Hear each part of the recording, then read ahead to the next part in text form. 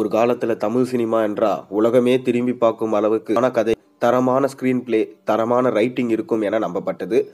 ஆனால் இப்போ தமிழ் சினிமான்னு ஒரு இண்டஸ்ட்ரி இருக்கா இல்லையா அப்படின்னு கேட்குற அளவுக்கு தான் போயிடுச்சு. பிரம்மாண்டமான படம் எடுக்க போகிறேன், பேன் இந்தியா படம் எடுக்க போகிறேன், சரித்திர கதையை எடுக்க போகிறேன், சயின்டிஃபிக் ரீதியாக படம் எடுக்க போகிறேன்னு சொன்ன எல்லாருமே பார்த்தீங்கன்னா மண்ணை தான் கவனாங்க. அப்படி இருக்கும் வேலையில் தான் வித்தியாசமான ஒரு கதையை நான் கொடுக்குறேன் அப்படின்னு சொல்லிட்டு வேட்டையன் படத்தை எடுத்தாங்க. இந்த படம் சூப்பர் ஸ்டாருக்கு கை கொடுத்ததா? கண்டிப்பாக கை கொடுத்தது. மக்கள் மத்தியிலும் ஒரு நல்ல வரவேற்பை பெற்றது. அதை தொடர்ந்து இப்போ பேன் இந்தியன் படத்தில் நடிச்சிட்டு இருக்காரு சூப்பர் ஸ்டார் ரஜினிகாந்த். கூலி படம் தான். லோகேஷ் கனகராஜ் இருக்கிறாரு, சன் பிக்சர்ஸ் ப்ரொடக்ஷன்ஸ் பண்ணுறாங்க, அனிருத் மியூசிக் பண்ணுறாரு. இந்த படம் தமிழ் சினிமாவோட 1000 கோடி சாதனையை நிகழ்த்தும் என்று சொல்லப்படுது. ஏன்னா அந்தளவுக்கு பிரம்மாண்டமாக பேன் இந்தியன் படமாக எடுத்துகிட்டு வராங்க. அதை தொடர்ந்து ஜெயிலர் 2 அனௌன்ஸ்மெண்ட்டும் இப்போ வந்தாடுச்சு. ஆனால் மணிரத்னமோட அனௌன்ஸ்மெண்ட் எங்கே? ரஜினியும் மணிரத்னமும் 32 ஆண்டுகள் கழித்து மீண்டும் இணைய போகிறாங்க என்ற செய்தி இணையத்தில் உலா வந்து கொண்டிருந்தது. ஆனால் இன்னைக்கு வரைக்கும் அறிவிப்பு வரலையே ஏன்? இதுதான் ரசிகர்கள் இப்போ கேள்வி எழுப்ப ஆரம்பிச்சிட்டாங்க. மணிரத்னம் அண்மையில் தக் லைஃப் படத்தை எடுத்து முடிச்சிருக்காரு.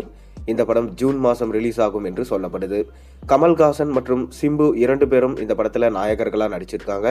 மேலும் இந்த படத்தை மணிரத்னம் நாயகன் ஸ்டைலில் எடுத்திருக்கிறதாகவும் இந்த படம் உறுதியாக பார்த்தீங்கன்னா வெற்றியடையும் என்று நம்பப்பட்டு வருது. அதை தொடர்ந்து சூப்பர் ஸ்டார் ரஜினிகாந்துக்கு மீண்டும் தளபதி ஸ்டைலில் ஒரு படம் வேண்டும் என ரசிகர்கள் விரும்பியதால் மணிரத்னம் சூப்பர் ஸ்டாரை வச்சு எடுக்க போகிறதா ஒரு தகவல் போய் கொண்டிருந்தது. ஆனால் இப்போ வரைக்கும் பார்த்தீங்கன்னா அது கன்ஃபர்மேஷன் பண்ணலை. மேலும் இந்த படம் தளபதி எந்த அளவுக்கு ஸ்டைலாக இருந்துச்சோ அந்த அளவுக்கு தான் பார்த்தீங்கன்னா இந்த படத்தையும் எடுக்க போகிறதா அவர் சொல்லியிருந்தார். வின்டேஜ் ரஜினி மீண்டும் வரப்போகிறாரு. கண்டிப்பாக தமிழ் சினிமாவில் சம்பவம் இருக்குது எனலாம் சொல்லப்பட்டது. ஆனால் இப்போ வரைக்கும் அதற்கான அனௌன்ஸ்மெண்ட் வரலை. மணிரத்னம் நம்ம ரஜினி கிட்ட கதை சொல்லியிருக்காரு. அந்த கதையும் ரஜினிக்கு பிடிச்சு போகவே இந்த பொங்கலுக்கு கண்டிப்பாக பார்த்தீங்கன்னா இந்த படத்தோட அனௌன்ஸ்மெண்ட் இருக்கும்னு மக்களால் எதிர்பார்க்கப்பட்டது. ஆனால் இப்போ வரைக்கும் அனௌன்ஸ்மெண்ட் வரலை. இந்த அனௌன்ஸ்மெண்ட் மார்ச் மாதத்துக்கு மேலே வரப்போதான். அதாவது மார்ச் மாதம் தான் கூலி படத்தோடைய ஷூட்டிங் முடிய போகுது. மார்ச் மாதத்துக்கு மேலே தான் ஜெயிலர் 2 அனௌன்ஸ்மெண்ட்டும் வரும் என்று சொல்லப்பட்டது. ஆனால் ஜெயிலர் 2 அனௌன்ஸ்மெண்ட் இந்த பொங்கலுக்கே வந்துருச்சு. அப்போது சூப்பர் ஸ்டாரோட அடுத்த படம் மணிரத்னமோட படம், இந்த படம் மார்ச் மாதம் தான் அனௌன்ஸ்மெண்ட் வரப்போகிறதா ஒரு தகவல் கிடைச்சிருக்கு. மேலும் இந்த படம் லைகா ப்ரொடக்ஷன்ஸ் தான் ப்ரொடக்ஷன்ஸ் பண்ண போகிறாங்களா. மேலும் இந்த படத்துக்கும் அனிருத் தான் மியூசிக் பண்ண போகிறாரு. அதனால் இந்த படம் தக் லைஃபோட ரிலீஸ் அதுக்கப்புறம் தான் பார்த்தீங்கன்னா படத்தோட ஷூட்டிங்கை ஸ்டார்ட் பண்ண போகிறதா சொல்லியிருக்காரு. பொறுத்திருந்து பார்ப்போம். நீங்கள் மணிரத்னமும் ரஜினியும் இணைந்து படம் பண்ணால் நல்லா இருக்குமா நல்லா இருக்காதா?